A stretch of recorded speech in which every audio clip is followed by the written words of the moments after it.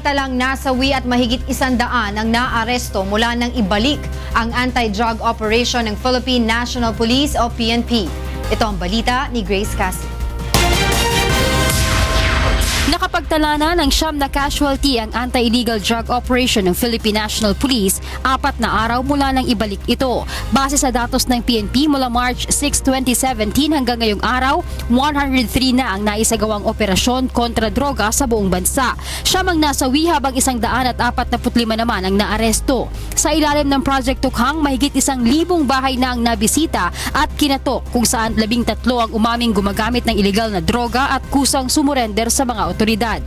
Ayon kay PNP spokesperson Police Senior Superintendent Leonardo Carlos, sinisikap ng pambansang pulisya na maging bloodless ang kanilang operasyon ngayon alinsunod sa direktiba ni PNP Chief Director General Ronald De La Rosa. Subalit kailangan din anyang protektahan ng mga pulis ang kanilang sarili laban sa mga kriminal. Magpapatupad po kami ng aming mandato, magpapatupad po kami ng batas. Sisiguruhin po namin na ligtas yung taong bayan, ligtas po ang mga sospek, ligtas po ang ating pong mga alagad ng batas. Pag dumating po sa punto na malalagay sa alanganin ang buhay ng ating taong bayan, ng alagad ng batas, dahil po doon sa aksyon na iprinisenta doon sa sitwasyon ng sospek, kami po ay didepensa.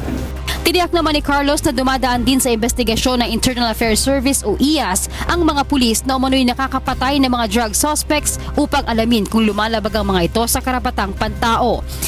Kung meron man, IAS will file the necessary charges and we will make them answer for the wrong act that they did.